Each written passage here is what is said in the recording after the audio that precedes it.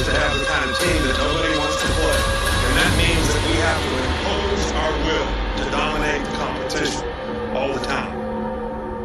It's all about what does it take to break you. Yes, sir. Alabama has landed the number 2 recruiting class. Once again, Nick Saban pulls off more tricks and more magic. He's the recruiting guru. What can I say? Oh, without a doubt. I mean, coming off last year's class, number 1 with like 7 or 9 5-stars, whatever it was, one of the most ridiculous classes ever, and then follows it up with this number 1 quarterback, number 1 athlete, number 1 interior offensive line, and then also flipping 2 guys on signing day away from schools like Texas and Miami with massive NIL funds. Yes, that was big. Them 2 flips was big. I was expecting. I was hoping we could have got Edric Houston, but hey, he did what he felt was best for him. I understand it. I get it. I'm gonna say it wasn't a need, but it was a really it was a want. I would say we stacked the defensive line position. I'm saying, but I really wanted them. Yeah, I'd say the blow was lessened by the commitments that followed it with Kevin Riley and obviously Aaron Hampton, but also getting Steve Mbumola, same position as him, so it made it 3 in the defensive line unit. Really alleviated that, that distraught of losing Edric, who early in the morning, changed back to Alabama fans thinking we were going to get him. Yeah. Hey, shout out to the chat. Justin, William, Brian, Icebox, Jeff Stapleton, man. Appreciate y'all for tuning in. Make sure y'all hit the like and subscribe button, man. Make sure y'all hit the like and subscribe button. So let's get into it, man. I know you had a long day today. How was your day today, though, man? It was good. Just following sign day. It's got better every year. Just following. There were a lot of uncertainty today, and finally feeling this class get rounded out, because I really don't. Zay Mincy is probably the only other one that I'd feel real confident in this adding. But obviously, we're gonna have to wait a couple more months before the likes of Ryan Williams sign. I seen something about Steve Wook from when he was talking about Edric Houston, and he was talking about Xavier Mincy too. He feels like we're real confident for him too right now. So I know he signs later on, right? Mincy signs tomorrow, but he won't announce it until January 6th at the All-American game. So I'm gonna ask you, who are some of the guys out there that we are looking forward to signing that hasn't signed yet, that'll sign like in February or so, or just later on, whatever? Yeah, obviously Zay Mincy. He's a 4-star corner out of Florida. Gives me Terrion Arnold vibes. He can move all around the secondary. Guy from Florida, really high 4-star. Obviously Ryan Williams, 5-star receiver out of Alabama, will take all his official visits in this next month. So in a couple of weeks. So this January will be very busy. Daniel Hill's signing tomorrow as well, but won't announce it to January 6th again, like Xavier Mincy. He's probably trending towards Mississippi State. It seems like maybe Alabama's just not going to end up with him. And I understand it kind of with the uncertainty at running back, if we're returning Jace, if we're returning Roydell, like how many running backs we're taking. And it's crazy how much that running back group had changed over the days. Like last week, everyone thought it would be Lacey and Baugh, but it turned out to be neither of them. Both of them got pretty favorable NIL treatments. Lacey with Missouri, who everyone thought he was going to Ole Miss, and then Baugh last minute changed to Florida after he decommitted from Arkansas. But other than that, QB Reese hasn't signed, and I don't know if he ends up with his class. It's kind of weird hearing stuff that he's not on scholarship, possibly, and that's probably why he didn't sign. So QB Reese may not be part of this Alabama class. We'll have to wait until February for him to sign and see what happens with him. So I'm gonna ask you this: did you ever get to enjoy the National Signing Day in February, like you enjoying the signing days now? Yeah, I think so. And I think it had been 2015, 2016. I think 2016. So Mac Wilson and Ben Davis. I think it would have been February. I don't think there was an early signing day then. But, yeah, that was the first class I really watched. Of course, I'd seen, Landon Collins play in the All-American game. I used to watch that.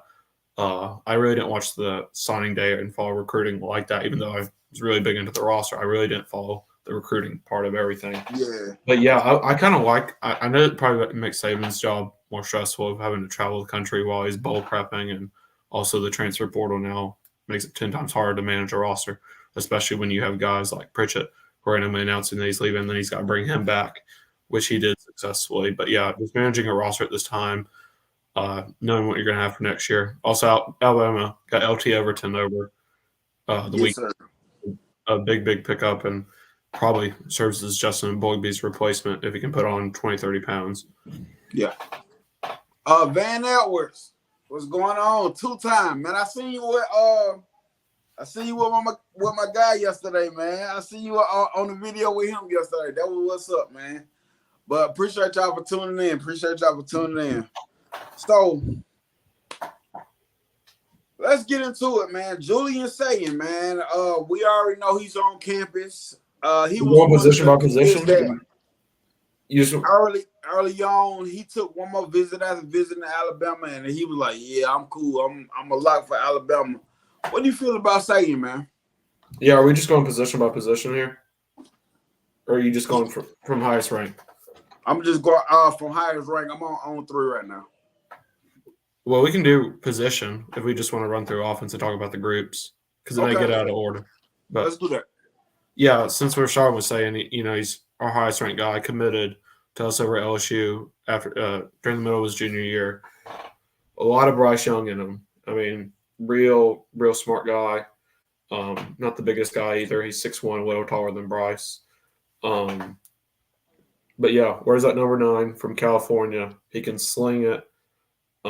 Best quarterback in the country, won the Elite 11.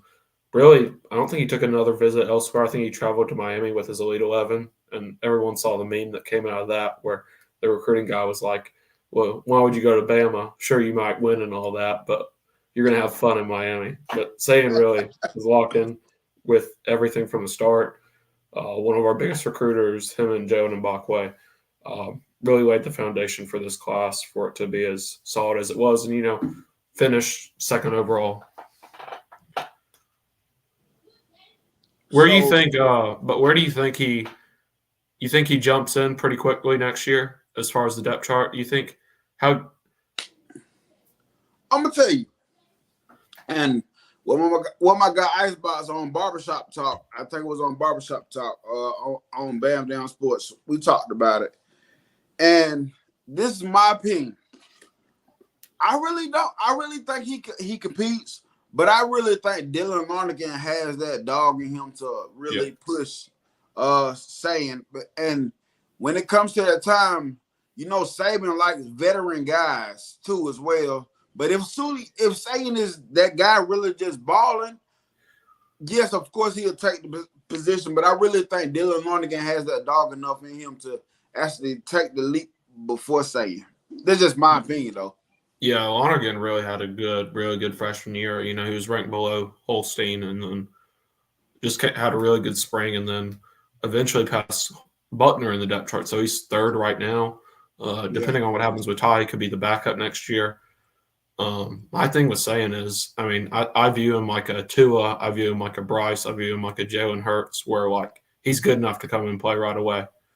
He's obviously would face obstacles, but, he is he's a sure enough polished a passer as you're going to get out of high school. That Bryce Young comparison to me is really, really strong. I think if I had to make a prediction, I think by spring I'd give the edge to Lonergan. I wouldn't be surprised by next fall if Julian Sayin's either the number 2 guy behind Milroe or the number 3 guy behind Ty if Ty stays. I wouldn't be surprised if he passes Lonergan, just the talent he has. And even if Ty stays, do you see one of those guys, I ain't going to say necessarily say jump up him, but in the back of coach's mind that Sayin or Lonergan is, really favored over Ty? Because this is what I do think of Ty.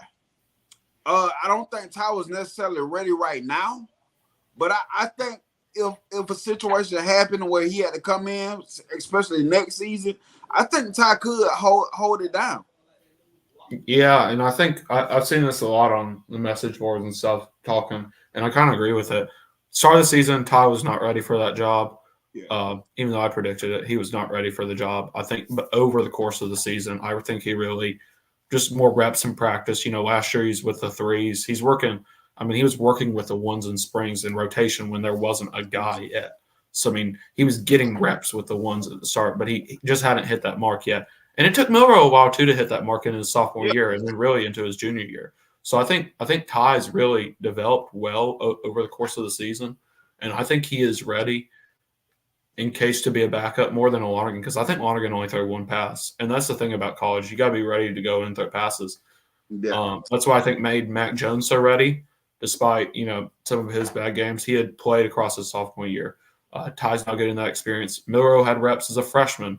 He had that touchdown pass to Javon Baker that was really, really good during his freshman year. So I think Ty's experience will help him. I think he'll be a solid backup if he decides to return. And then he'd probably have a good chance the next year if something came up. I wouldn't be surprised if Power 5 schools come looking for Ty and he ends up portaling out, because I think he is ready to be a starter in a Power 5 team right now. Yeah, maybe not 6 weeks ago, maybe not 2 months ago. But right now, though, I really think he's at that point. Yeah, but not at Alabama, obviously, because Milroe's that guy. But yeah, like I said, at the beginning of the season, we seen that he wasn't ready, but I think he's ready now. I think if his number had to be called right now, I think he can come in and manage for us well and make some great pass, make some good passes as well too. So yeah, I mean, he showed that pass to Dupree that everyone loved early in the season against USF. Yeah. And I thought he had some good passes. I think Kentucky, and then was Kentucky had a few to Hale, and then maybe some against Chattanooga. But yeah, I thought he looked better as the year went on. So who are you looking at next on the list? It'd be running back. So Kevin Riley. Kevin Riley. I like him. I like his size already. I like his size. Of course, we was able to flip him. But I'm gonna ask you this: were you able to cover him this year during fall? No, Sutton did. I didn't cover anything. I was working for the Alabama internship. But I mean, I'd heard about him. Obviously, I heard he played a little more safety. But I mean, his running back skills. I mean, if you're top 100, the scouts must have seen something in his tape, or he's really a consensus top 100 prospect in a down year for running backs. So I see a lot of TJ Yeldon in him. The lankiness, how tall he is, just his frame reminds me of TJ Yeldon. I mean, obviously, I have to see more of him on the field, and I think he'll be a summer enrollee. So won't see him for A-Day. So that could be really interesting next year. We can only have 2 running backs on, we'd have three running backs on scholarship if Jason Roydell do leave for the spring game. I'd assume they may put E-Man or Kendrick Law back out there, or may have to move, what's his name, Bennett, number 27, the walk-on. That'd be an interesting A-Day next year. Yeah. If we don't have all these enrollees, unless Hill decides to come in early. I don't know his plans for that. But, yeah, I really like Kevin Riley. Big flip again from Miami. I wouldn't have predicted it a week ago because he'd walk down his recruitment. But, hey, Saban's the master closer. I mean, put him up there with Mariano Rivera. He's going to close. Unfortunately, didn't with some guys like Edric and some other guys, but really strong finish to the class. Especially with Kevin Riley today. I love that.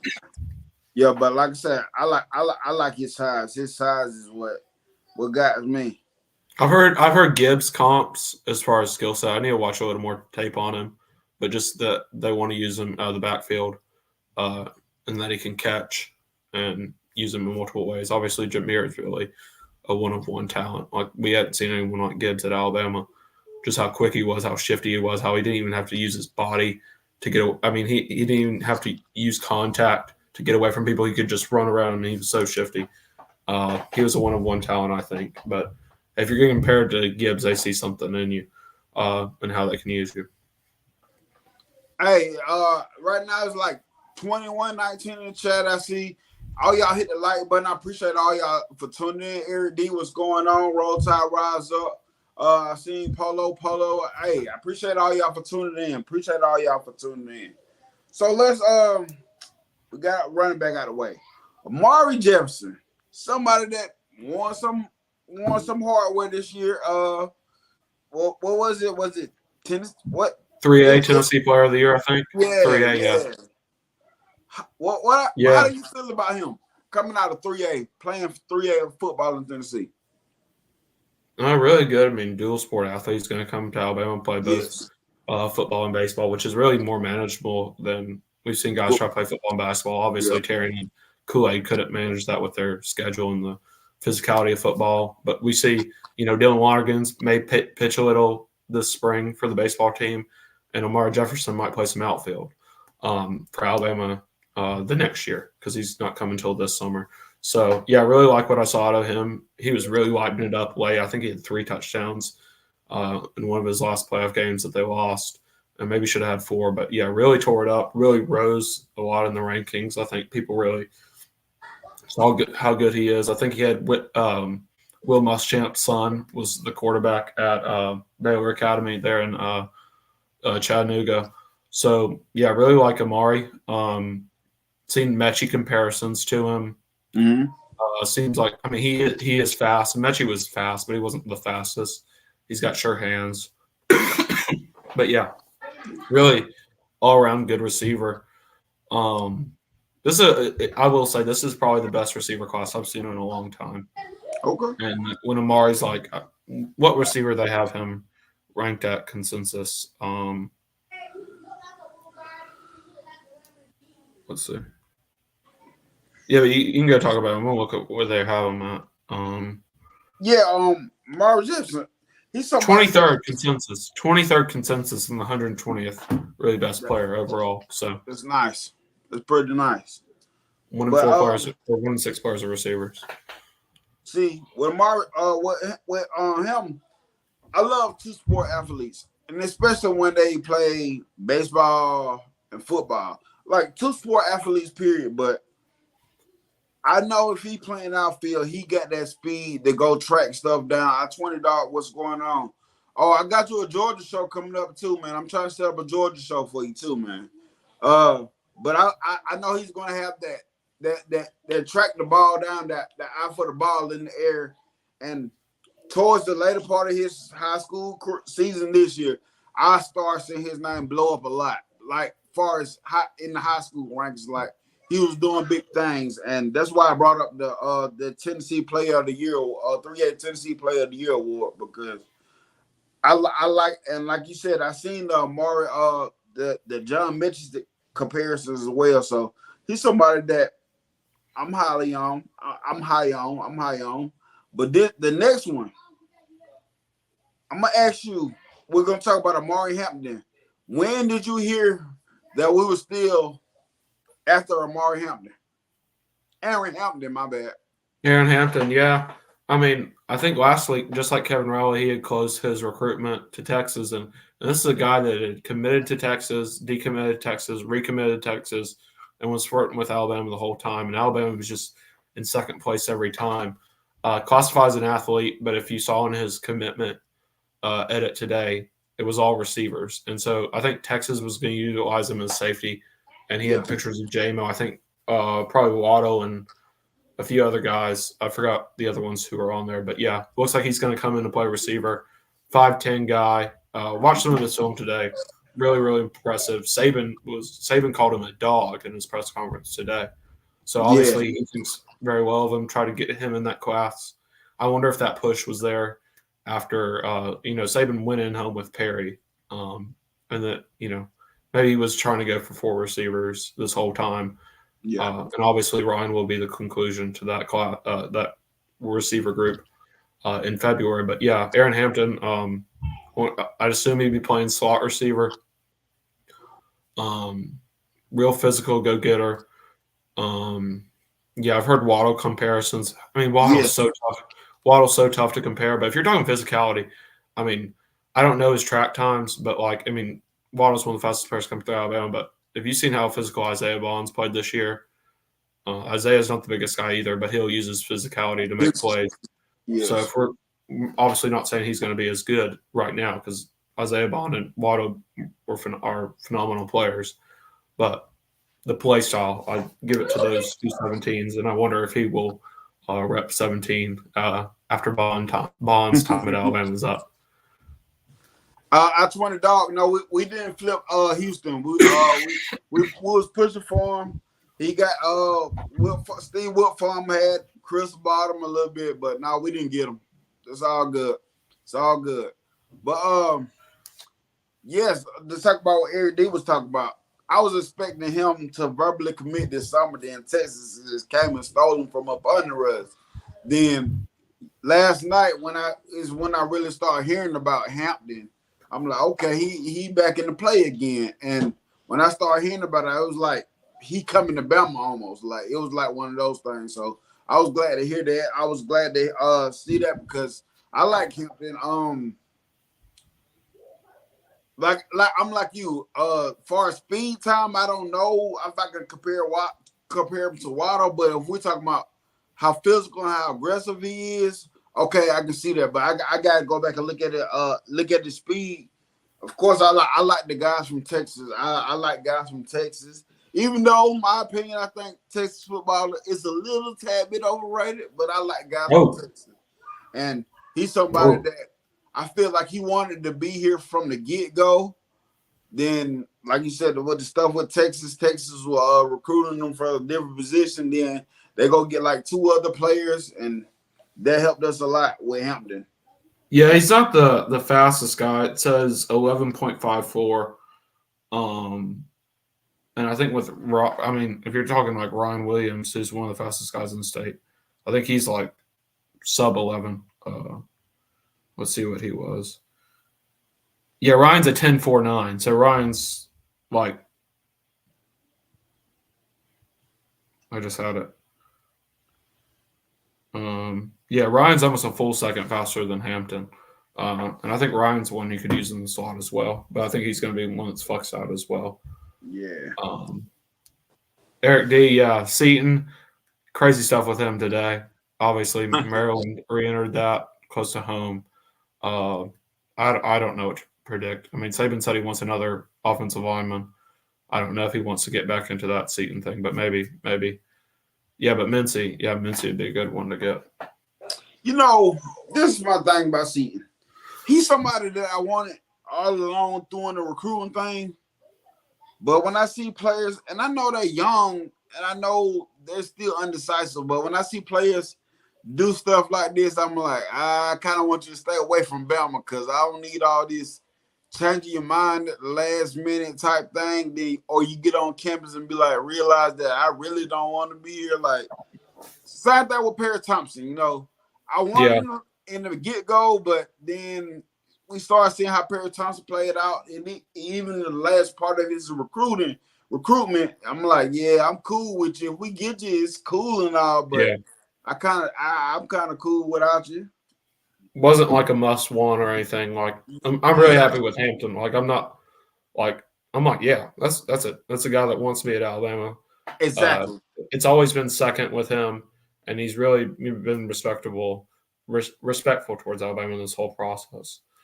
But the other guy at receiver is probably one of my favorite guys in the class, Rico Scott.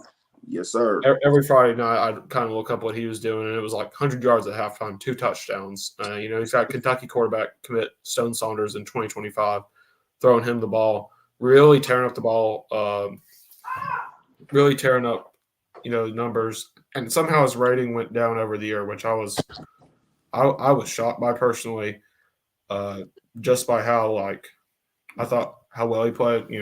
Tore up Pennsylvania football. I guess Pennsylvania really isn't known for high school football that much. That may have hurt him, but I think he ran a 4.40 or 4.340 at camp in Tuscaloosa over the summer.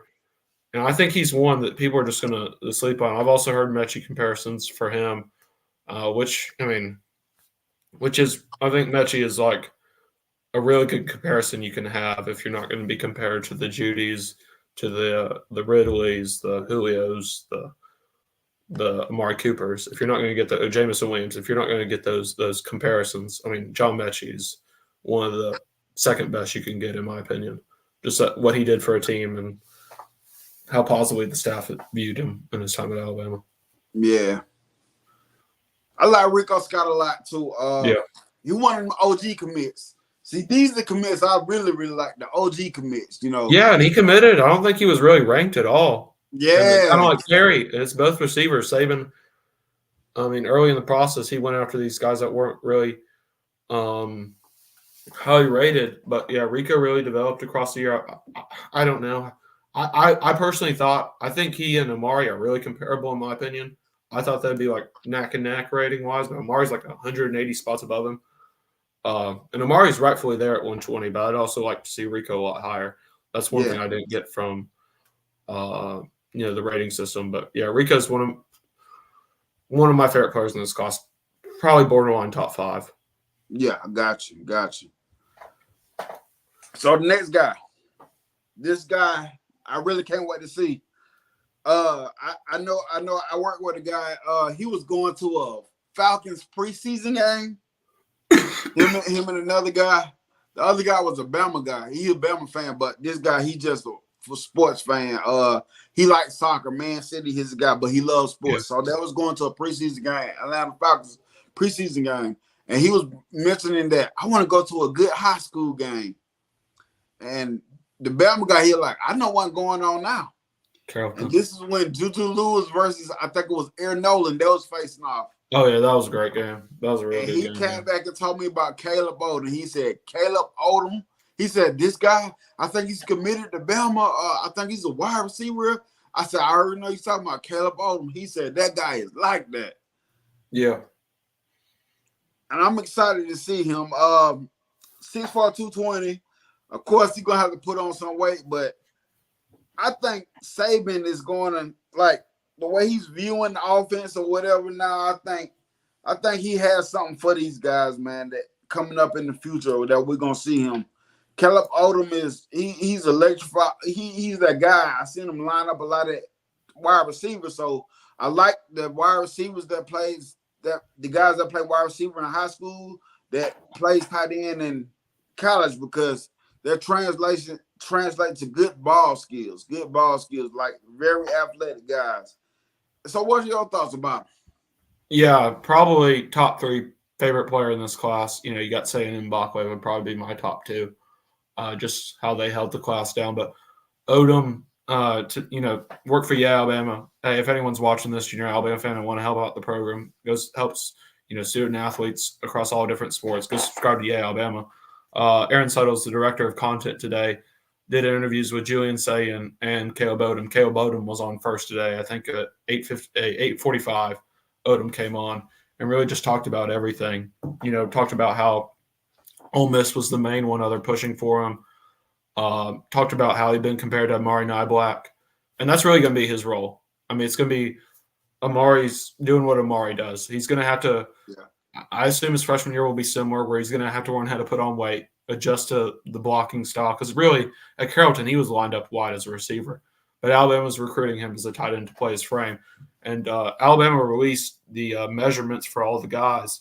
6'4" is not 6'4". I don't know how he's not listed at 6'6", but Alabama has him listed at 6'5", 215. So he's going to have to put on 20-some pounds to play tight end for Alabama. I think Niblack got up to 240 this year. So he's going to have to put on some weight to play the position. But I also think, his ball skills are, really good, getting that ball in highly contested situations. Played basketball. If you've seen his basketball tape, he plays above the rim. Yes. Crazy athletic, jump ball guy. So one of my favorite guys of this class, you saw he was doing some trolling at the Iron Bowl, putting like the throw up emoji when he was outside the stadium. And I think he grew up a Barner fan, but now he's grown to hate him since his commitment. So I think that's kind of why he's one of my favorites. And pretty sure he was also there for the SEC championship. So he's really followed this team closely. He was at 3 or 4 home games this year. So, yeah. And he's already on campus right now. Him saying Woodyard, Brown, all on campus as of right now. And like Drake Kirkpatrick Jr. is also there. There's a few others. Storm Dixon already there in bowl prep. So I think Caleb Odom's getting there, getting adjusted to the lifestyle. Obviously, he's going to put on some weight, and he's going to head start. he's getting a head start over everyone else. I mean, we're going to talk about Jay Lindsey next. Yes, sir. That other guy in that tight end room, and he had some good – and Caleb said some good stuff about Jay Lindsey, how they would complement each other. Jay Lindsey's probably your more of Robbie Oots role, your physical blocker that could break out and get an open catch. But, yeah, Caleb Odom, I think he's the best tight end in the class, him and Trey'Dez Green. Trey'Dez Green's a dog that LSU got. So I think one or two, but I think obviously Caleb Odom's one of the two best tight ends in this high school class, and I'm really glad we got him because, I mean, we had Nybach a few years ago, and then tight end recruiting was kind of stale for years before, but this is like we got a guy right here. Yeah. And it'll help with Juju probably down the line if Juju ever thinks about reclassifying. He's got him there, and he's also got his center, the 2026 center, Zyke Helton's also committed to Alabama. So. What I like about Jay Lindsey is he's not that blue chipper that everybody looks for at Alabama, but he comes from a football family.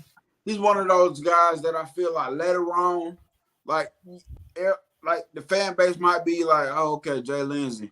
But later on, you'll be like, oh, Jay Lindsey, then. Oh, Jay Lindsey, that guy. I think he can have that effect there. Later on, he one of them guys that, as a veteran, he steps up big for Alabama. He comes from a football family. I think he was coached by his dad or something like that in high school. I think so. Yeah, and Saban likes guys. I mean, that's why I think Oots came in and had a decent role as a freshman and sophomore because he was willing to do the dirty work, and that's what Caleb said. He's going to put his hand in the dirt. He's going to hit you. I mean, he played in an offense where they didn't throw the ball really at all. They ran the ball down your throat. Granted, the competition wasn't great, but it was I form. You got to hit your box, and that's what Alabama's doing. And Jay Lindsey is a really physical guy. He's not going to be a 4-star, highly coveted guy by most schools, but Alabama is going to really, I think, respects what he does and sees a role for him probably in two years, maybe 1 year. The way, especially with Oots getting up there in his last few years of eligibility.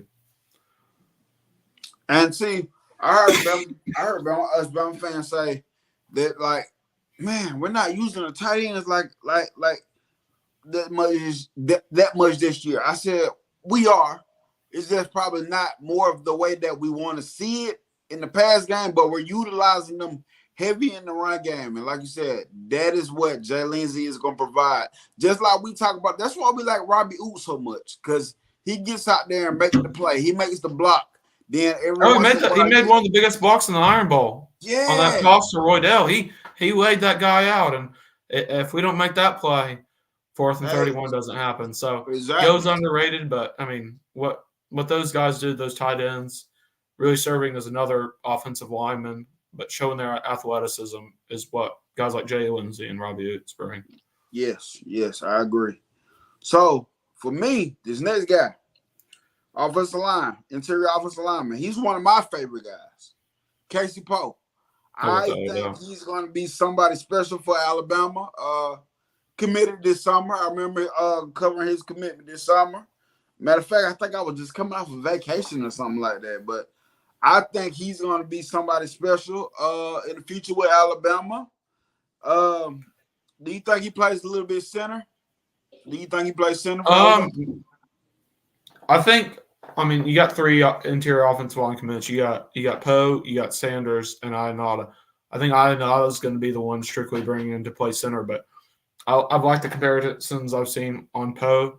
Barrett Jones really can play anywhere. Flex out. He played left tackle for Lindale High School. A relative of mine actually was his position coach out there for Lindale, and he played left tackle. So he can play left tackle. He can play left guard. He could probably flex into center. Also seen some Landon Dickerson comparisons. That was really the theme with this offensive line, really getting nasty physical guys. And if you watch his tape, it's nothing but pancakes and knockdowns, and he plays to the whistle. He's definitely the most refined of the group. Number 1 interior offensive lineman, I think, according to On3. Definitely the most well-rounded of those guys because I think he's really locked in. I think he'll probably will contend for a left guard starting spot within 2 years. Obviously next year, obviously Tyler Booker's got that on lock right now, unless he flexes out wide to right tackle, pending whatever happens this year. But obviously Booker is in line to start next year at left guard. But I think Poe's a guy that could come in and play almost right away. I think he's that good. Think he loves football. I know he loves Alabama. Even though he's born in Texas, I saw pictures that he posted where he was like 8 years old, 6 years old, whatever, in Alabama gear. So I mean, this guy loves Alabama. Been a good commitment to us over the summer. Recruited well. One of those mainstays of the offensive line. And last year was a bunch of tackles. You got Formby, McVay, Allen shifted into guard now, but like this interior class is what this year was focused on. Obviously, they wanted Seton, but I think they were really happy to get those 3 interior line guys, and Saban really affirmed that statement today in his press conference as well. So William Sanders, 4-star guy, 6'3", 295. Somebody that I like that we got. And before I go on further with him is, I like the way that we're getting back to recruiting Alabama. We're making the in-state kids a priority again. That was instantly what I thought when we got him. I'm like, it seems like we're making the priority for the in-state guys again. And that's what I'm loving, that we're getting the in-state guys. For us to get Raleigh to flip from Miami, the in-state guys, it's in-state guys, and that's what I like about William Sanders. I think he's a big guy. Strong guy. What I seen from him is 10 in-state guys. 10 in-state guys, not counting QB Reese. 10 in-state commitments. And we really recruited well in-state last year. But yeah, keep going on Sanders. Yeah, he's one of them guys that of course, I see that from what I seen from him, it's gonna be some work with him. But I think when he develops, he's gonna be that guy. Yeah, really good run blocker. Saw him do a lot of pull work from the guard position in the clips I've seen. Sutton went to a couple of those games, said obviously pass blocking would be the thing that he'd need to work on. And I obviously think him and Poe were going to put on some weight too. They're going to have to. I think they're both at 290 right now. And if you're going to play guard, you're probably going to need to be around 310, 320 for Alabama.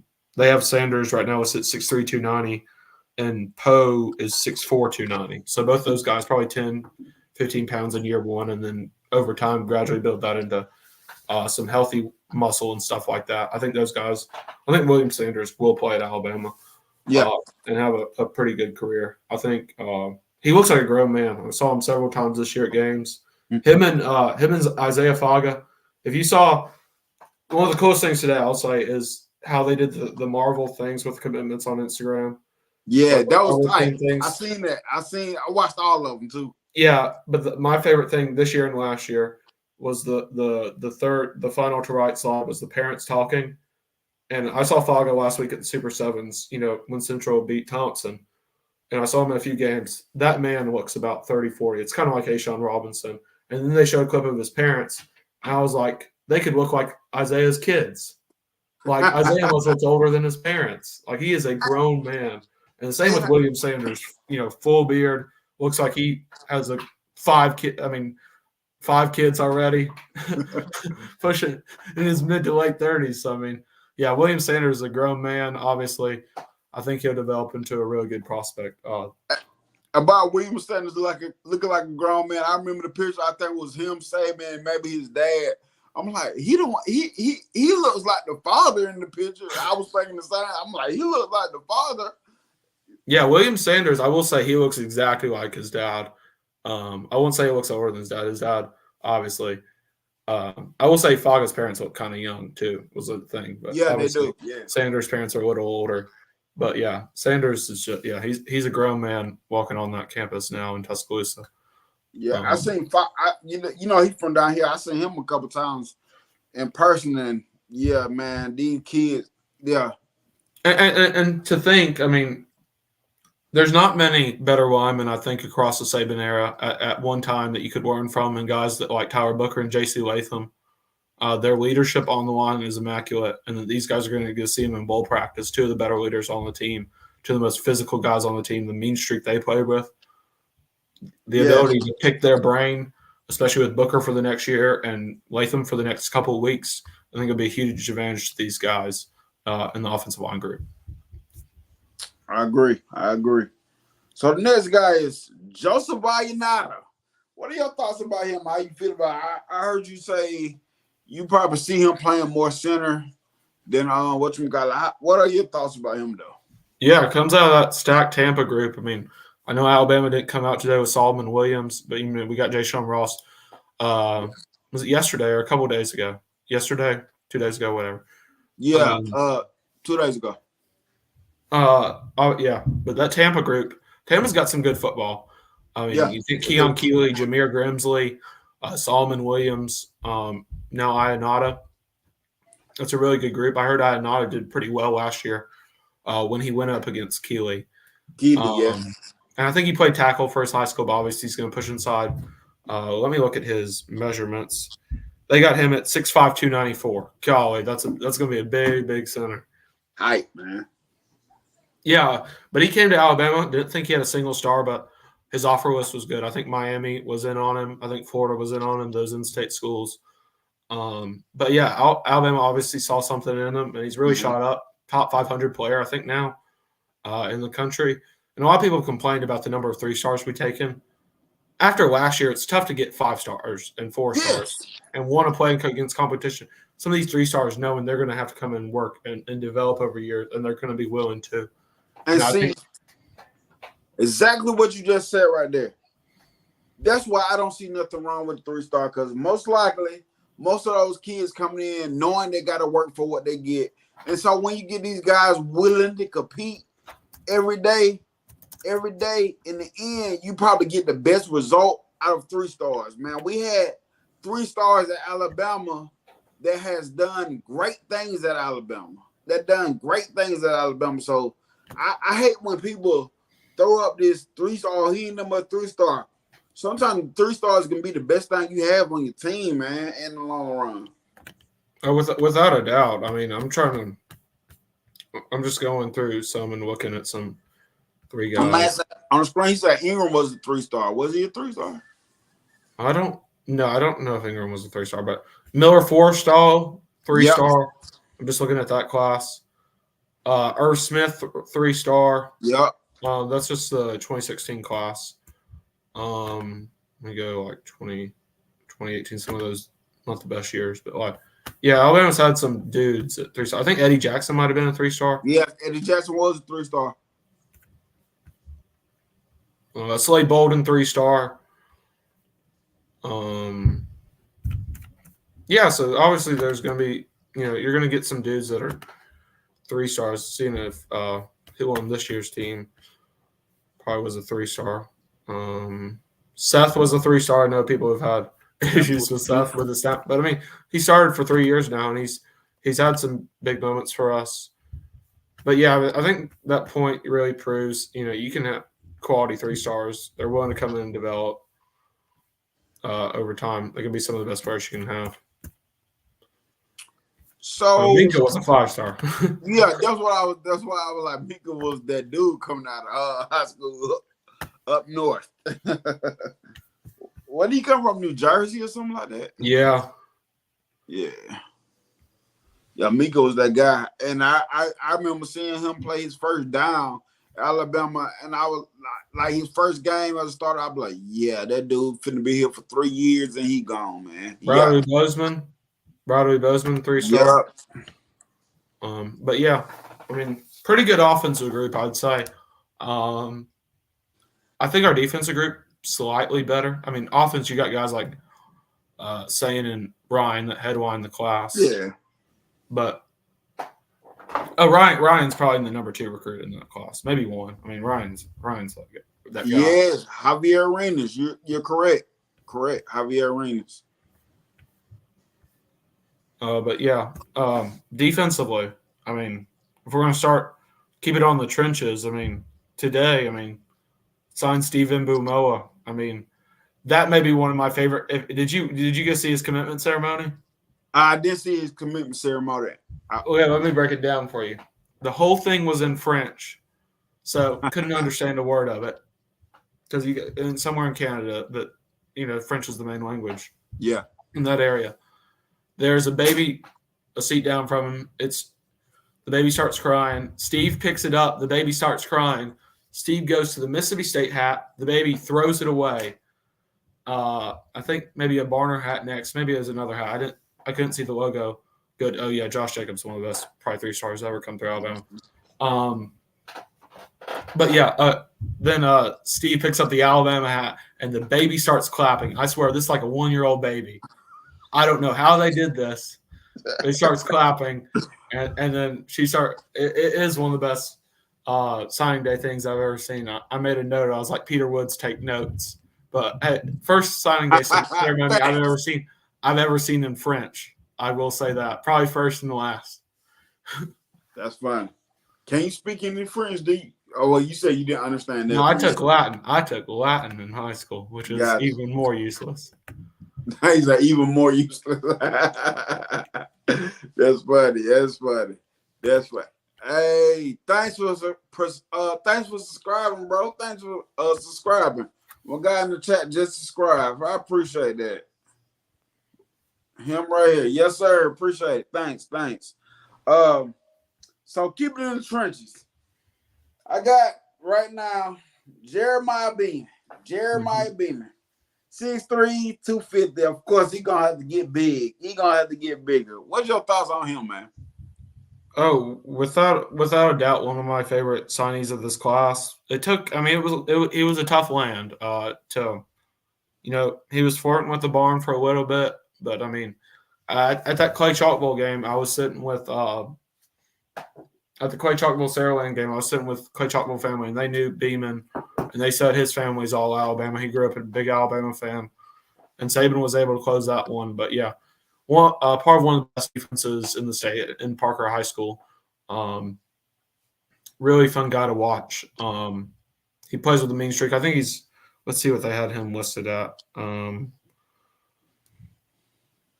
Yeah, because he definitely is going to have to put on some weight. Yeah, 265, which isn't bad. 265, which is not bad. I mean, Jordan Renaud worked his way up to the 3s, starting at like 245 last year. Yeah. He converted to defensive line. So Beaman's got a real good head start. He's a gym rat. He's always working out, training. I think he's got the highest upside of this defensive line group. He's got all of the physical intangibles to grow and develop, be a good guy within that group. I don't know if I have a comparison yet. I've seen Quinnen Williams, but I think Quinnen was an anomaly in my opinion. Beaman's a little, I think, taller than Q. Yeah, Beaman's at 6'4". But yeah, I really like Beaman. Big to have him in state. Obviously, will be critical in the Naeem Offord sweepstakes next year. One of the best cornerbacks in the country. See if we can use that relationship to pull him in, which is going to be a tough one. Yeah. Jeremiah being one of the mainstays on this defense. Defensive group committed back in the summer. Pretty quiet commitment. Came out of nowhere. Really excited, though, to land when we landed his commitment. Junkyard Dog. Appreciate you for tuning in. I'm setting up a Georgia show for you, man. But he said, my guy William Brown said Eddie Jackson, Chance Womack. Yes, you're correct. 3 stars. Oh yeah, Chance, best guard ever to play under yes. Saban, in my opinion. Oh god, that man was. I wish he had turned out in the NFL. He played that position to perfection. I remember, was it him, D. Milliner, and DJ Fluker drafted 9, 10, and 11 in that draft. That infamous draft. DJ probably the best career out of the 3. DJ was one of my favorite players. Came in with the size 22 shoe every time to the Walk of Champions. And he just recently signed a contract in the NFL too. So, but yeah, Chance was a good 3-star. Yeah, but back on the defensive line, mentioned Faga earlier. Yeah. Big to have him. He's really shot up the rankings. He looked good in the state championship. Yeah. 6'2" guy. I don't know if I have a direct comparison for him, but I mean, I think his uncle's a defensive line coach at Utah, and that's where he was originally committed before he flipped to Alabama. I think this defensive line group really plays with a mean streak. Obviously, all of them are going to have to develop, and that's part of defensive line. You don't really see many guys coming out of high school that are 300 pounds of, good 300 pounds. Yeah. And in shape and in playing shape. That's the thing James Smith had to work through, and he was one of the best prospects last year at defensive line. So, Peter Woods too. I mean, Peter Woods is actually in pretty good shape. Peter Woods should have came to Bama, man. Oh, without a doubt. Oh yeah, Warmacking. Oh, I forgot about that. He showed his belly every time. Oh, I forgot about that. And his brother came. Oh, what was his brother's name? Before he transferred to Oregon. His brother was here at Alabama for a bit. Yeah, I remember the second Womack. I do remember the second Womack. I didn't even know that was the brother. I just knew Womack. Yeah, but Wayne that's Jackson. You're right, William, and he's still holding it down in the NFL too. Yeah, he went to prep school for a year, which you really don't see much. Like after high school, he went to prep school for another year. But I mean, obviously, this defensive line group would have been even better with Edric Houston today. I mean, I know Alabama had momentum, but you always got to give the edge to the school where they're committed to, unless it's like they're already made their mind up. It through this whole process, you could tell Edric was kind of conflicted, and it kind of went back and forth. Probably should have seen in hindsight that Ohio State should have had the edge, and then maybe you would have been excited by an Alabama decision had it happened. But I think expecting an Edric decision was probably the main problem today. I got too hyped. That's what I learned today. Like when Steve Wiltfong dropped that bomb on us, I'm like, oh snap! And he's somebody I've been wanting, but when it happened, I realized it wasn't necessarily a need. It was just like I really wanted real bad though. Yeah, Buford guy. I love the Buford guys. I love them guys. Yes, Terrence Cody was a 3-star coming out of the JUCO ranks too as well. But Edric Houston, I really wanted him, man. I really wanted him though. But it's all good. He'll be back. Nah, I'm just playing. Yeah, I mean, it's good to finish close with these guys. I know LT Overton. I think we finished close, maybe second or third with him in the recruitment. In the portal. If they're going to come back to these relationships, Alabama may be one of the schools. I mean, that's what they're throwing around with Evan Stewart, possibly coming to Alabama because how close Alabama was with him.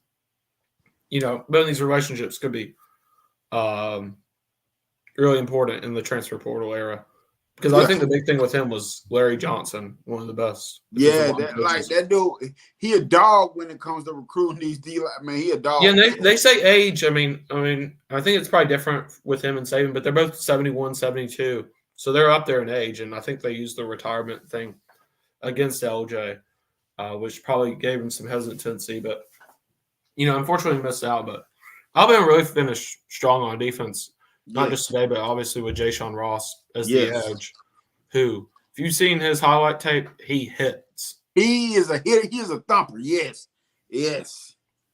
Obviously, need to grow. I think. I heard he actually for this last year.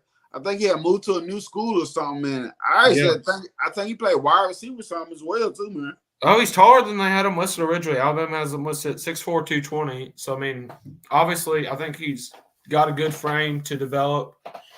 I don't think he's as big as a Zion Grady in 2025, but I mean, he's kind of a lankier build. I think he'll put on more weight. I don't think he'll be like Q-Rob sitting around at 220, undersized really for the position. But yeah, I really liked him. He was the last signee of the day. I think his thing was at 245, 345, one of the last guys around that time. Signed today. But yeah, really pleased with his commitment over the weekend. You didn't really hear much about him throughout the season, but good to get that one edge because obviously losing possibly both Braswell and Turner this year. Realistically, we're losing both. You're gonna have to restock that position and get some youth in there. I'm gonna be honest with you. When Jayshon Ross came in mind, when I started paying attention, when we did that last live show, and you sent me over the list of people. And I was like, dang, I wasn't even tracking this guy. I wasn't either for most of the time. I wasn't either. I hadn't heard much about him. I think we offered him in October. Okay. So it came in. The offer was late. I mean, it wasn't like summer. We weren't looking at him even at the start of the season. But that Bama offer for certain people, once you get a Bama offer, we saw it with Rico committed on dime. Mm-hmm. There's been some other guys that once they get that Alabama offer. Javion Hilton. I mean, when he committed and Saban's like, "We want you," he's like, "Yeah, I'll come and join you." Hey, that was so out of nowhere. Yeah, but I mean that was big. That could happen. And I think Steve said something today in an On3 article that he had committed before the USF game or after the USF game, but he wanted it quiet so he could have his signing day ceremony. So Steve had been committed for months. But yeah, Mac Jones, yeah, good 3-star. Yeah. But yeah, Jayshon Ross, really good outside linebacker. To a pretty good, decent inside linebacker group overall. You got Sterling, Caden Jones. Where you want to start there with Sterling? Yeah, we start with Sterling. 2 OG commits, matter of fact. But Sterling Dixon. I like him. Like I said, OG guy, Mobile guy. I like the Mobile guys, man. Like the Mobile guys, they do a lot for us, man, over the years, man. I like the Mobile guys. From what I heard from people, I got an uncle down in Mobile. He told me that Sterling Dixon is like that down there with them. Yeah, and he went to the same high school as Deontay Lawson, Mobile Christian 3A school, but transferred to Spanish Fort because he wanted more competition. And I think his production went up this year. I mean, he was playing edge, and he was one of the bigger guys on a 3A team. And he's like 2T. I mean, he's not the biggest guy. I mean, he's 6'3". Yeah. He's 6'3", 211, and he's one of the bigger guys in high school. So, I mean, obviously he's going to have to put on some weight to play middle linebacker in college. Mm-hmm. But, I mean, really, he's got a really good skill set for an inside linebacker, can pass rush. Really like that Lawson comp just because of where they're from. They're good friends. Lawson's a little bigger, but really versatile. Probably can play sideline to sideline. Is tested now in Alabama, tough competition. 6A, I think, is the best division of football in the state. And he's playing that Mobile area where in 6A, you're playing teams like Saraland. You're playing that tough, really Mobile area of teams. Real tough schedule there. And I think Sterling Dixon, I think he was committed in 2022 of last year, late in I think November or December of last year over LSU in the barn. And him and Mbakwe for the in-state guys were two of the main guys that started that class and laid the foundation. Yeah. King Brown, what's up? He said, how about them dogs? Y'all pulled off the number 1 recruit class. And I'm not going to use that pulled it off. Y'all got that convincingly. Like, I seen that from a mile away. Like, y'all did good. I wonder what happened with Bolden. I wonder what happened with Bolden, why he didn't go to FSU. He said it was his dream school, I thought, originally. But, I mean, maybe staying closer to home since Beeford's so close to Atlanta. Yeah. This is somebody that I know that's a Georgia guy. Matter of fact, this is the guy I'm actually trying to set up the show with. And this is not nothing for real. He was just assuming. He was like, he didn't think KJ Bolden liked Rayola. Oh, did you see Rayola gave him like a look? Like he was shocked when he found KJ was flipping, I think. Like it looked like Rayola didn't know what hit him. Yeah, and that's crazy for Georgia. They saw the number 1 class with Rayola flipping.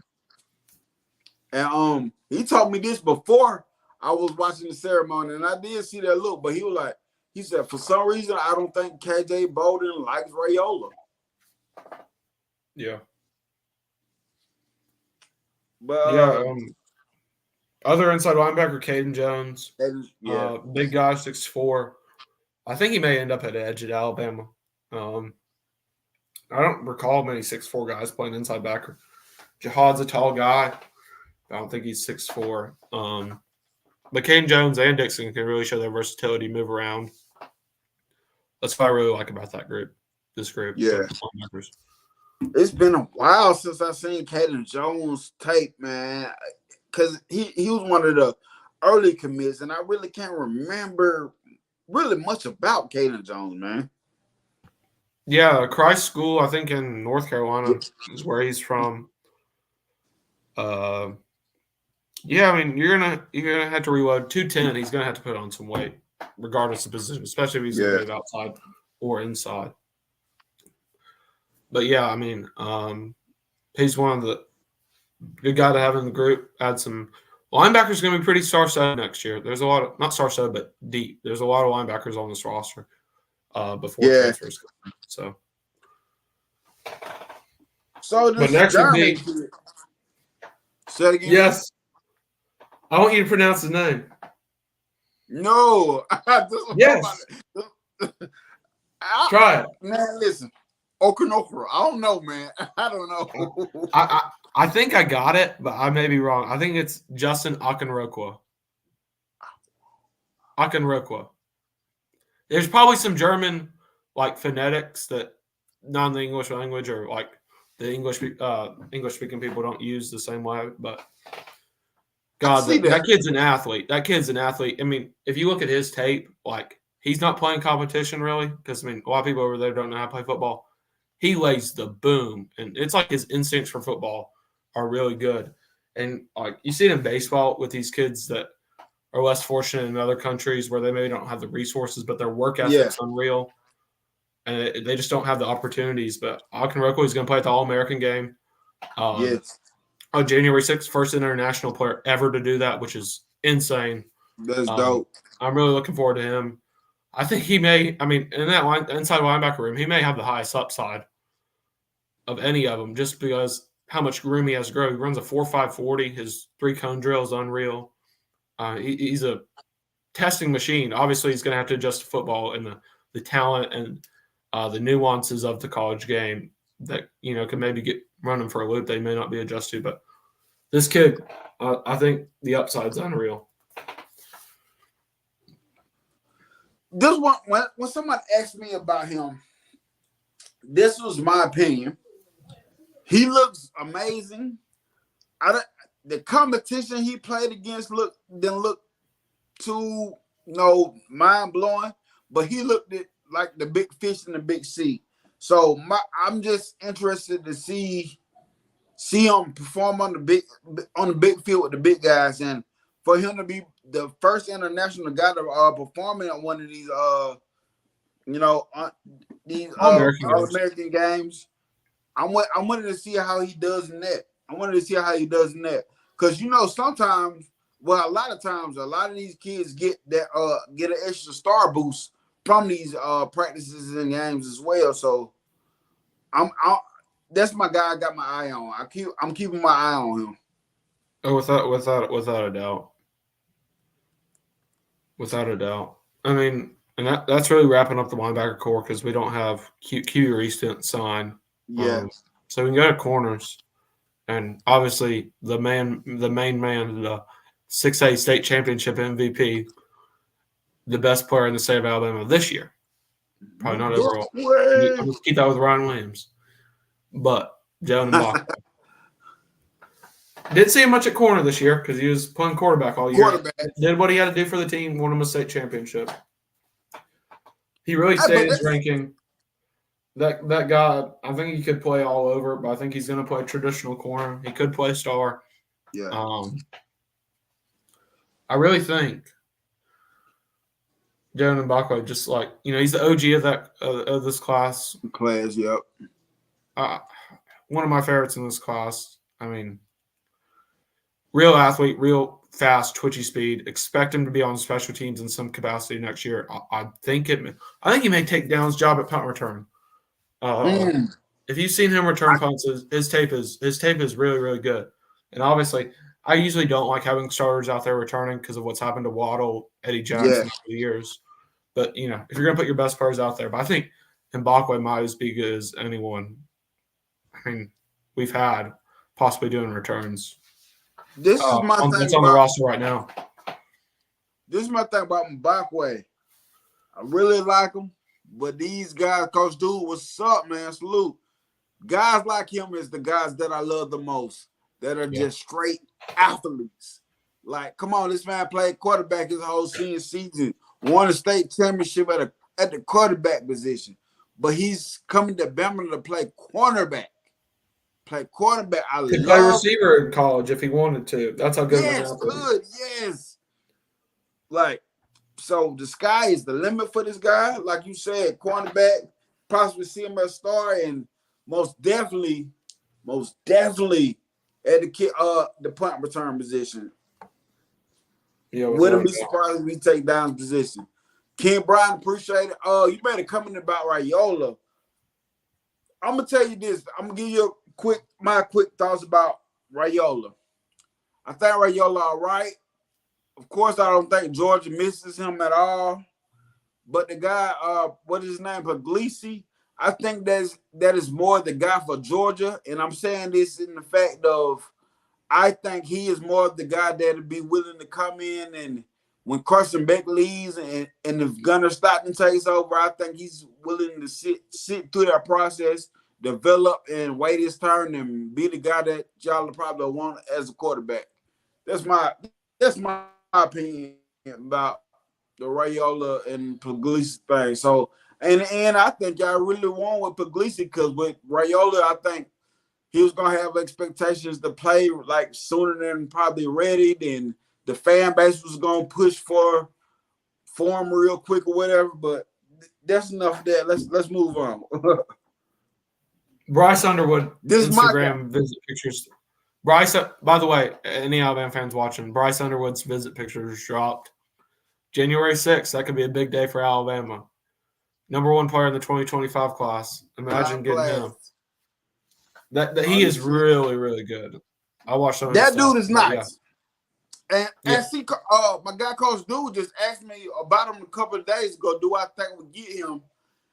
And I was saying, it looks to me right now as then like it was looking to me be more of a Michigan, Michigan LSU. Yeah. I think LSU gets him. But yeah, but I mean, I think Alabama gave him something to think about. I mean, he's made. Yeah, though I said let's see. Alabama. Like Saban is. The only thing holding Alabama back is that they're going to sign the number 1 quarterback the year before him, and that's what teams are going to use against him. That's what Michigan's going to use against him. That's what LSU's going to use against him. Because I don't think LSU signed a big quarterback this class. No, they just got. I know they just picked up Swan. AJ Swan. Yeah. How do you feel about Swan, man? I think he's there to back up. There's no way he's coming to start over. What's his name? Nussmeier. Yeah, Nussmeier. I don't think he's coming to start over Nussmeier. I think he's probably coming there to back up. I think Vandy's probably not a fun job to have right now or ever. Yeah. So probably looking for more, good backup job probably is what I'm assuming. But yeah. Yeah, I know. I got an LSU guy, LA Chris. He does the LSU stuff when I do LSU. And honestly, he don't care for neither one of them, Swan or Nussmeier. But he really eyeing Bryce. Yeah, Bryce is a real good prospect. But back at corner, Xavier Brown, the lockdown corner of this class, in my opinion. Watch his tape. He sticks on guys. He's a really true corner, really good coverage skills. Probably maybe the best of this class that we have. But yeah, Xavier come from Mater Dei, obviously has a competition, experience playing against very good competition, playing for elite program, so he's going to adjust well. He's on campus. Really big pickup to land him over USC. You think when guys go to USC and you're a defensive player, you're almost wasting your career. That's why Damani Jackson's in the portal. Should have picked Alabama 2 years ago. In the first, yes, exactly.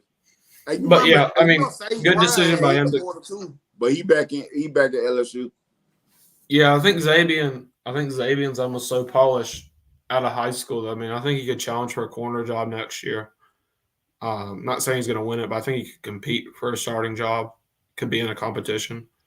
I think he's that talented. Big get in this class for him, and really solid in his commitment, and really never wavered. What I like about guys like him is we always said out of Mater Dei, the competition. We know he plays the competition. He has faces there. They play the top-notch guys, and what I've been seeing and hearing from Xavier Brown, that dude is crazy. That dude is like you said, lock, clamps. Yeah, that dude is him, man. He's him. I can say that. I would say that. Next would be Jameer Grimsley. Yes, sir. Big 6'3" corner. Had to fight off Florida in the last few days. Florida was looking to challenge. Got Hurley last year, who was 6'3". So really probably could play all over the secondary. I mean, 6'3" corners, you don't really see those often. So, I mean, his length could be a real asset there.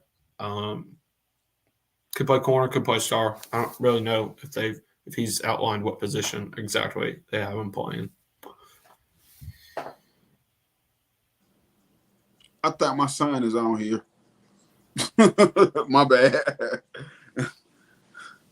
But yeah, 6'3", like you said earlier, guys out of that Tampa, Florida area, man. Some studs. There's studs all around the state of Florida. Jameer Grimsley was one of those guys that I was happy to see him commit this summer. I was big on him. I think he has a big upside for us. Long, lengthy guy. You know, we like the long, lengthy guys, and he can provide something that we need in the future. Of course, I really don't see him making no attempts to push right now for a starting position, but he's definitely a depth builder, in my opinion. Development guy that, guy to have in that room. Yeah. And that, and also you could have Zay Mincy coming in that cornerback room too. Exactly. That's what I really got my eye on him. I really got my eye on him. Addressing this comment, Tony's not redshirting. Tony played over 4 games. Tony, none of the safeties redshirted this year. Most of the corner, I think every corner, Ricks and Hurley redshirted, but Hubbard, Downs, and Tony Mitchell all played over 4 games, so they'll be sophomores next year. Yeah. Now, I make a prediction here. I think Tony Mitchell's going to be that guy at star next year, assuming we lose Malachi. That's my bold prediction. Listen, I'm going to ask you about Tony Mitchell now. If not for the trouble, what do you think Tony Mitchell will be at right now, if not for the trouble, as far as playing-wise at Bama? I think it'll be the same spot. I think he did the right stuff to come back. Obviously Saban probably had some stuff he had to do and stay out of trouble for a bit. But I think he'd honestly be in the same spot. I mean, not getting in over Downs. I don't think he would have got in over Key. And then obviously Malachi's at star. I don't think he'd be starting this year. But I think he'd really be in the same position with a chance to start next year. Obviously, him and Earl Little will be probably the fight for that star position next year. How are you feeling about Earl Little coming to this season? Do you think or have heard anything about him possibly entering the portal? No, I haven't heard anything about that. I mean, he's been hurt. I mean, he's in a sling right now, a shoulder sling, so he's been hurt. Gotcha. I'd love to see him play because I know he has some good upside. Me too. Comes from a really competitive area of Florida that produces a lot of dudes that can play. But yeah, I'd really like him to turn out. I think his better position may be corner because star you'd like those more physical tackling guys, and Little's more of your coverage guy. So I think he may end up at corner maybe in the corner full-time may be the better option for a Little. But he may be one you have to watch. If a guy like Tony, if they let him know Tony's past you or something like that, or we don't see you playing this, or I don't know. I think Earl's like an iffy one. Because I thought he was going to start this year. Yeah. But yeah. Hurley, Eric D, I'm one of the ones that hasn't forgot about Jaleel Hurley, bro. Oh, no. I think he just needed development. I mean, he came from Florence. I think it's just a development year. I don't think you're going to jump. Not everyone's going to play as a freshman. I think we had several. We had 2 quarterbacks that are redshirting. Richard Young's redshirting. Jaron Hamilton's redshirting. Cole Adams is redshirting. Ty Lockwood's redshirting. 3, I think, on the offensive line are redshirting. 3 or 4. There's a lot of guys redshirting because not everyone can play. 2 outside linebackers that are 5. 3 outside linebackers that are 5 stars are redshirting. Not everyone's going to be able to play as a freshman. That's my only thing. Facts. And some sophomores, too, because you just sometimes have some experienced depth, and sometimes even juniors with guys like Blackshire that probably should be playing. But you just have so much experience on the team. But one group that I really like, that some guys I think they're coming make impact, is the safety position. First name, obviously, Peyton Woodyard, flipping from Georgia. St. John Bosco, best friends with Xavier Brown, really close relationship with Julian Sayin. Sayin mentioned today on the show with Aaron that Julian had known him since 8th grade. So there's that bond that really goes across, both sides of the field with Peyton and Julian. But yeah, really like how he plays in a unique system. Really covers the field maestro. Looks like a really smart player. I think he was nominated for Man of the Year for an All-American award. So it's let me show that people think he's a great guy. And if he plays well, he can probably be one of the guys that eventually becomes a captain at Alabama. If I had to say anyone out of this class, he'd be one of the first names I would say potential captain at Alabama, just by how other people viewed him and respect him within high school football. What'd you say, Coach Dude? Can't think of 21 name. Jake Pope. DB looks good. Yeah. Could be starting next year. I think opposite of Downs, he may be the guy. Him or Devontae Smith. There's going to be an opportunity. Yeah, I'm ready to see Devontae Smith, man. I'm ready to see him. Yeah, injuries just slowed him down. I think he may have started this year over Key if he was healthy. If he didn't have that injury. I remember when he came back, like, they was saying that he was repping with the Warrens when he came back from injury. Oh, without a doubt. And then next safety we're going to talk about, probably one of my favorite players in this class, when played at Star. They had him at corner in the state championship game. Red Morgan. That man plays downfield. Hits like Brian Branch when Branch hit physically. Red Morgan at Star is a guy I can see. Like, I'm like, this guy's going to play at Star in 2 or 3 years. Like, this guy – He's got it. He's played the competition. Central Phoenix, one of the toughest schedules in the state. He's played all over. He's got the versatility that you need to play. So he's got the experience playing corner in high school, but he's also played star. And he's probably got some safety experience too. So can really use him as a Swiss Army knife, move him all around. Really, really like how he looks. Jalen Key, by the way, cannot return. He is a 6-year senior. 6-year senior.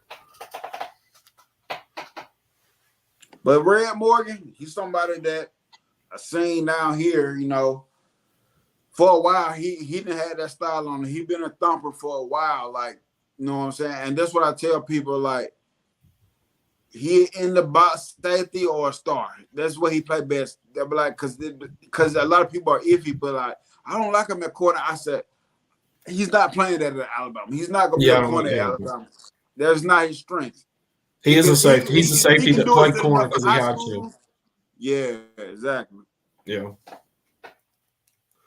But I don't know if you watched the Mississippi-Alabama All-Star game. Red wasn't in it, but this guy was. Mr. Drake Kirkpatrick Jr. 3 turnovers. 3 turnovers. 2 picks and a forced fumble. That man is shooting up. I thought he was really small when I first saw him. Probably just because I saw him next to his dad. And Dre was a big corner. Big Dre.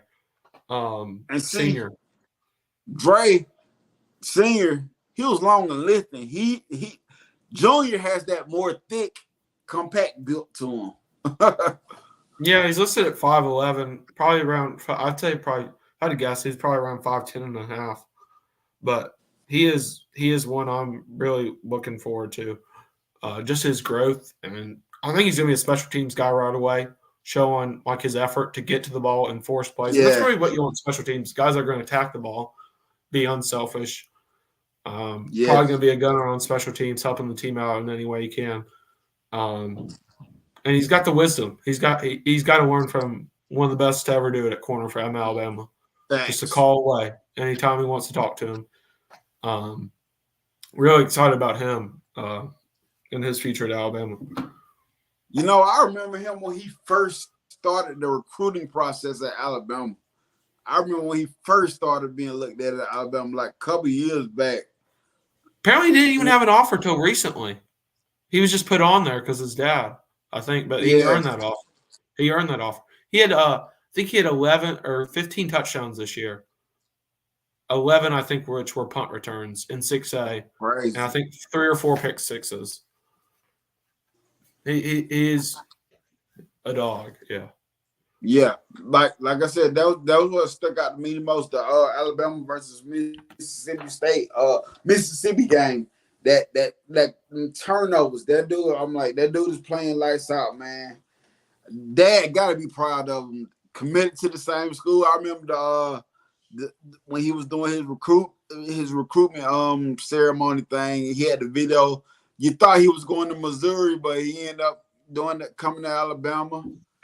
I liked that. Following the footsteps of his dad. I'm pretty sure he already knows what they expect from Saban because his dad done told him. So, like you said, I'm expecting to see him a lot on special teams as far as the efforts of getting to the ball. And this is what I tell young kids, man. Special teams are important. I say if you're an Alabama fan, some of the people that you like the most from Alabama, they make their way first on special teams. The Reuben Foster, Mac Wilson's, like they did it first on special teams, man. And I think with Dre, I think we will see him at safety eventually, safety or star. I think he's gonna be one of those guys like Jacory, like Roydell that earn a spot on offense because of the effort they put on defense and the trust they can gain from the staff to execute at their position. I think he's going to be one of those guys that he's going to, despite his ranking being, one of the lower ones in this class, I think he is a ball player that's going to have a pretty good career out of this group. Yeah. But props to Nick Saban, though. But overall, man, at the GOAT, man, like, this is what I'm always telling people, especially as a lately now, with the transfer portal and all this NIL. When Coach Saban was voicing his opinion about it, all they said was Coach Saban crying. Coach Saban crying. He's crying. He's still crying. But at the end of the day, he's sitting back laughing at everybody crying. No, he's warning. He was warning people what it was going to be. It's like, this is the way you want it? Yeah. And if you look at this main part, forget the main part. He said, the rich get richer. And heck, Coach Saban is a billionaire at this game right now. Like, come on, bro. Like, so why everybody crying about it now? He's sitting back laughing at everybody crying because he warned you. He warned you how it was gonna be. Yeah.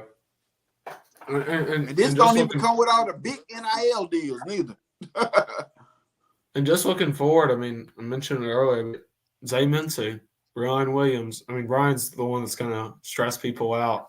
Bryce Underwood's decision's coming out. George McIntyre deciding soon. Yeah, he about to sign. He about to commit soon with Underwood. Yeah, he about to announce it soon. January 6th as well. Yeah, so a couple interesting next few months for Alabama. I'll make a prediction. I think Alabama sticks it out with Ryan. I think Ryan's enjoying the recruiting process. I think he's enjoying going on these visits and stuff. I think what Ryan knows is that, he wants to win, and Alabama's going to help him win and keep that standard up. And he can go in Alabama and play. Ryan Williams could go in Alabama and play right now and get minutes right now, in my opinion. He's that good. 17-year-old. He's probably good enough as a 16-year-old. Yes, he's like that. And you seen him in person at the state championship game. So best player I've ever seen in person. And I saw Mbakwe. Mbakwe would be a second, and then Cam Coleman third.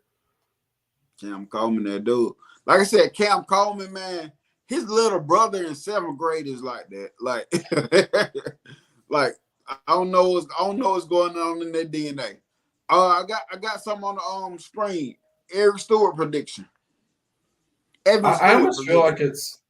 I put something out today, and I said, with or without Evans Stewart, we're gonna be fine. I think next year you're gonna see Bond, Prentice, Benson probably start.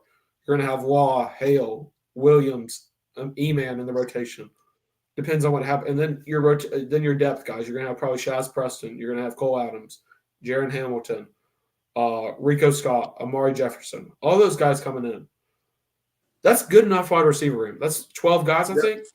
13 guys, and then make it 14. Obviously, there'll probably be a guy that portals out, maybe one or two guys that portal out because 3 spots. Alabama really only plays 6 to 7 guys year round. And then you got guys like Nyblack and Odom who are practically receivers as well. Yeah. So, and I think Milrose, I think the biggest thing next year, I think the yards for Milrose may have been a little low at the start. But I think over the offseason, there's going to be so much more implemented, probably running RPOs next year, doing some crazy stuff. That offense is going to evolve. It's going to look crazy. And that's what I think.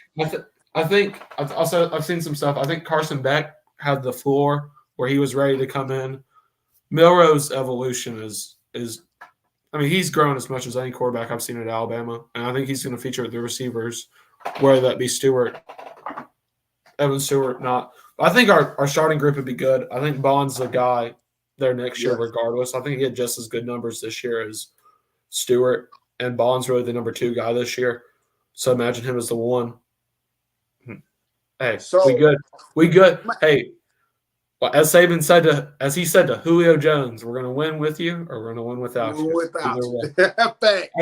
I'll take him. But I don't think it's a must-have. I don't think it's a position. I think cornerback. I think possibly an offensive tackle, possibly a center, outside linebacker.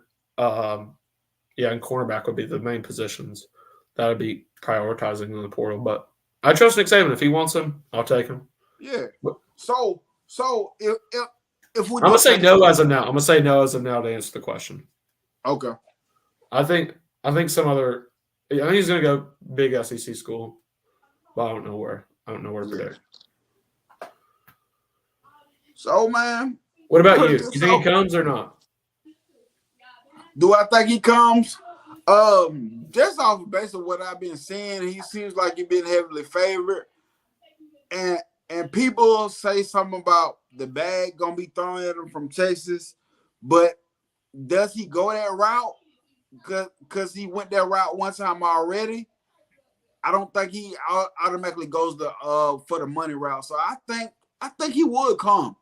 I'm gonna say yes. I like it. Yeah, apparently, I saw that report today from Matt Zona said he's not looking for NIL. Yeah, and Eric LT Overton is coming. So yeah, he here. He locked. He's somebody I wanted to because the possibly plays Justin above me. So he's somebody I wanted to. Like said. He's gonna have to put weight on quick because I think he was listed at 255 when he came to Alabama, visited Alabama this week. So he's gonna have to put 20, 30 pounds on because if he doesn't get his weight up, I don't think guys like James Smith are waiting. They're going to pass. I was going to say, because we got dudes. Jamarian Latham will be a redshirt senior. Jordan Renaud is on his way up. There are guys ready to play. And, obviously, if you go portal, you'd expect him to play right away. But I think the guys we have, too, are going to compete for a job as well. But, yeah, man, I like the team that we have, especially after the day, Sunday. I like what we have already there. He's there. Jeff Stapleton asked me, where is Jake Pope? Yeah, he's playing in special teams every game. He's just a special teams guy. Yeah. I think he's he'll be the backup. Him and Devontae Smith are the backup safeties right now. Well, and Christian Story, and I'd say Christian Story and Devontae right now, and then Jake Pope. So Jake technically is the third string, but yeah, Christian Story is almost a starter at money, so you could consider him a second string guy, third string. But like I said, overall, I like what we signed today. What we had already. I like this team, man. I like this team moving forward. Like 2025 is only going to be better, possibly. Yes. I already got Jamie looking for a quarterback. Got two great edges. Got a couple good offensive linemen. Got one of the best defensive linemen in the state. That class looking good already, man. Yeah. But man, it's been a good show so far. Yes, sir. Real quick, just quick thing. How you feel about this Alabama versus Michigan, man? Yeah, the main thing I was saying, I think it's going to be like most of these opening round games we've had, kind of like Cincinnati, Notre Dame, close score, not low scoring, but like 20-something to 10-something. Some in the Yeah. 20s and some in the 10s, so like 26-17, 27-14. Some I think I predicted 27-14 Bama. Yeah. Because I know they're a good defense, and I also think we're going to show out. And I think J.J. McCarthy's good. I think Blake Corum's good. But I think we've seen better offenses this year. And I think we're in that mindset where we're going for a national championship. I think we're probably the hungriest team out there right now. Yeah. This is my thing about those guys you just named. I don't take nothing away from them. I think they're good, but like it's like good against what? Like we talk about their defense. Their defense, they got one of the top ranked defense in the country, like number 2 or something like that. Yeah. But against what? They ain't going against Malik Neighbors. So what? They ain't playing Malik Neighbors. I mean, they're playing Exactly. Marvin Harrison. They play Marvin Harrison, who won the Boitnikoff. To be fair, But the quarterback position at Ohio State was kind of mid than it used to be. So that's what I say. Like their defense are playing against offenses that that get off the field very fast. That gives your offense more opportunities to look good. You face Alabama team, we can extend drives, we can score. So therefore, you're not going to be able to just run 34 dive off our butts. Yeah, there's a reason they were so upset when they saw we were the 4th team. Yes. They knew what they were in for. Yes. Hey, regardless of ranking, I think most teams would say Alabama's the best team in this playoff, even though we're number 4 right now. The thing is, the people I think by far Alabama would take Alabama and then probably Texas as the best 2 teams, which will probably be, in my opinion, the national championship. But yes, right, cause you top ranked D against a average D of exactly. That's my point, bro. Like people try to do that stuff, but I be like, I mean, I don't take nothing from them against the Big Ten. Like Iowa got the number 5 defense, but heck, when you got the last ranked defense and offense in the country, what does it matter? What does it matter? But yeah, I just want to get your thoughts on that. Appreciate you for coming on, like always. If you got any more ideas, let me know. And if I got some ideas, I'm gonna let you know. But y'all, I appreciate y'all for tuning in today. I really appreciate y'all. If you haven't hit the like button, hit the like button. Please share it. And one time earlier in the show, you said you brought I can't remember the name. You said go subscribe to something. Yeah, Alabama, the NIL. Oh, Help student yeah, athletes at Alabama. Yeah, facts. Go do that. Yeah. You want Alabama to have great recruiting classes? Yeah, Alabama. Let's go. Yep, they play. Should have an article summarizing today. There's video. There's a live stream from Sane and Odom's interviews, and I'll have an article out probably tomorrow or the next few days summarizing that, really getting the highlights of those interviews. If you don't want to go watch the two hour live stream that I did or that I took notes of today. Hey, y'all remember this face too, because y'all gonna see him in the future. You can be like, I know that face from somewhere. I know that face. Yep, he was here on Nick Saban Jr. Sports Talk TV first. Yes, sir. Well, I don't know about first, but you was here. First, yeah. No, that's what's up.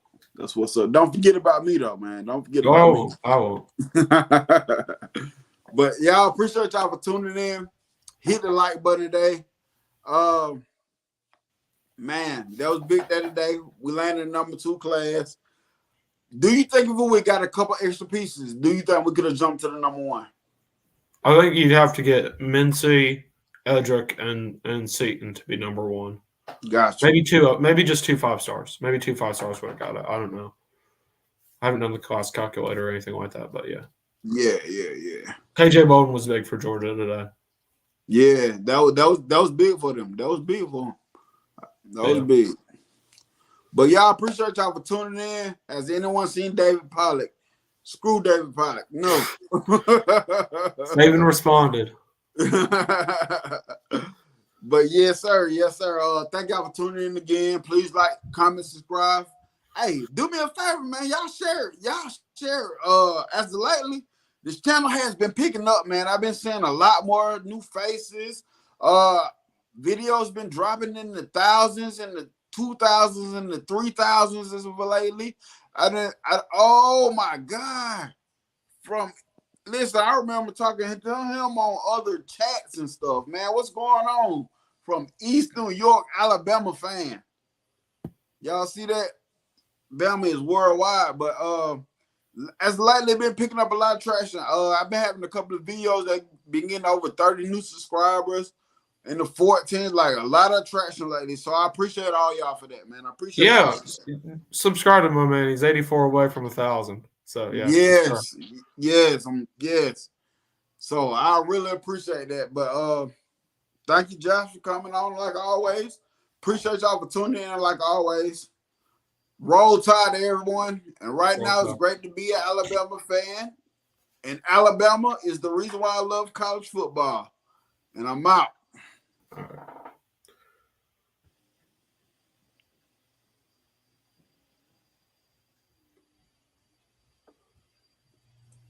Uh-oh.